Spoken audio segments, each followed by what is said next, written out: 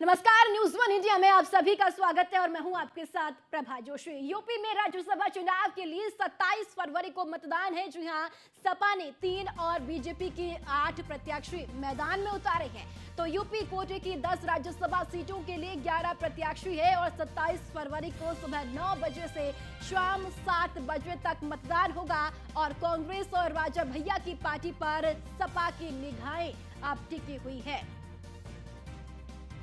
तो यूपी में राज्यसभा चुनाव के लिए 27 फरवरी को मतदान होना है। जी हां, सपा ने 3 और बीजेपी के 8 प्रत्याशी मैदान में है। साथ ही साथ आपको बता दें कि यूपी कोटे की 10 राज्यसभा सीटों के लिए 11 प्रत्याशी है और 27 फरवरी को सुबह 9 बजे से शाम 4 बजे तक मतदान होगा और कांग्रेस और राजा भैया की पार्टी पर अब सपा की निगाहें टिकी हुई है। तो बड़ी खबर आपको बता दें, जहां 27 फरवरी को राज्यसभा चुनाव के लिए यूपी में मतदान होगा और सपा ने 3 और बीजेपी ने 8 प्रत्याशियों को मैदान में उतारा है। यूपी कोटे की 10 राज्यसभा सीटों के लिए 11 प्रत्याशी मैदान में है। जी हां, आपको बता दें कि यूपी में राज्यसभा चुनाव के लिए 27 फरवरी को मतदान होना है। इसी के साथ साथ आपको बताते चले कि यूपी में राज्यसभा चुनाव के लिए 27 फरवरी को मतदान होगा। सपा ने 3 और बीजेपी ने 8 प्रत्याशी मैदान में उतारे हैं। वहीं यूपी कोटे की 10 राज्यसभा सीटों के लिए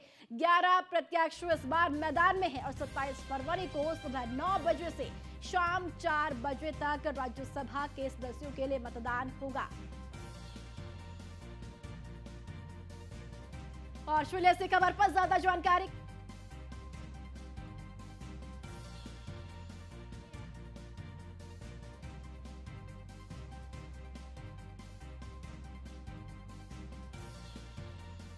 ने 3 और बीजेपी ने अपने 8 प्रत्याशियों को मैदान में उतारा है राज्यसभा के लिए।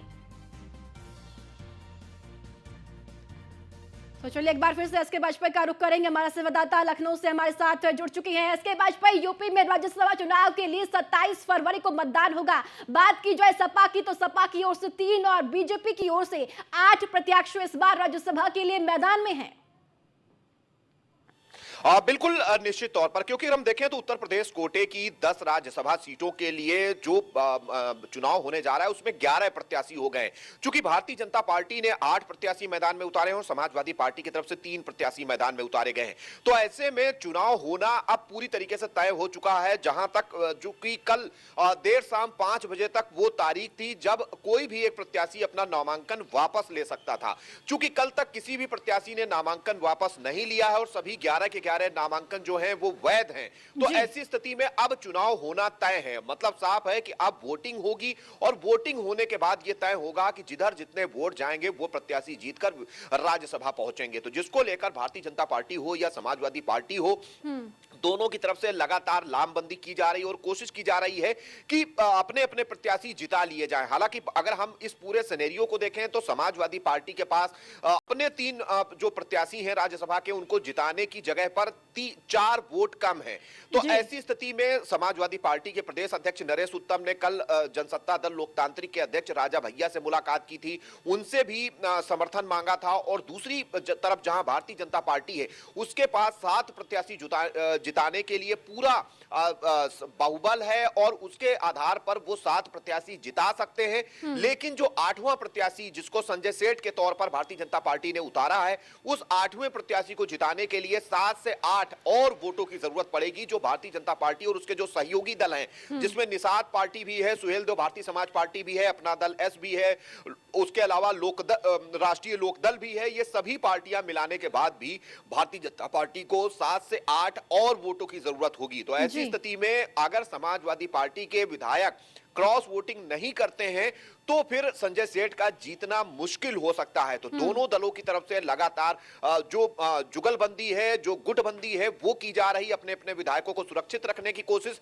साथ ही साथ जो वोट कम है, समाजवादी पार्टी के पास 3 वोट कम है, तो वो लगातार कोशिश कर रही है कि राष्ट्रीय जो जनसत्ता दल है वो उसको वोट कर दे, क्योंकि 2 विधायक राजा भैया की पार्टी के भी हैं और 2 विधायक उत्तर प्रदेश में कांग्रेस के भी हैं। तो अगर दोनों दल बीजेपी को समाजवादी पार्टी को वोट करते हैं तो सपा का तीसरा प्रत्याशी जीत जाएगा। इसके पल्लवी पटेल का भी रुख थोड़ा सा अलग देखने को मिल रहा था, वो भी नाराज चल रही थी समाजवादी पार्टी से, उनका रुख अब क्या देखने को मिल रहा है इस वक्त?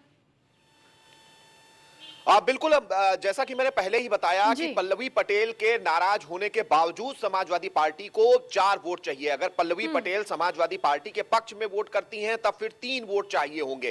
क्योंकि पल्लवी पटेल ये चीजें साफ कर चुकी हैं कि वो समाजवादी पार्टी के प्रत्याशी को वोट नहीं करेंगी, तो ऐसी स्थिति में समाजवादी पार्टी के पास उत्तर प्रदेश में इस समय 107 विधायक हैं, जबकि 3 प्रत्याशियों को जिताने के लिए उसको 111 विधायकों की जरूरत है। तो कहीं ना कहीं ये कोशिश लगातार समाजवादी पार्टी की तरफ से की जा रही है कि अपने जो प्रत्याशी हैं उनको जिताने के लिए दूसरे दलों से सहयोग मांगा जाए। यही एक वजह है कि नरेश उत्तम पटेल कल राजा भैया से मिले थे और कांग्रेस से भी अंदर खाने लगातार उनकी बात चल रही है। चलिए ठीक है, एस के वाजपेयी आप हमारे साथ बने रहिए, आगे भी आपसे जानकारी लेंगे और चलिए बढ़ेंगे आगे खबरों में, जहां राहुल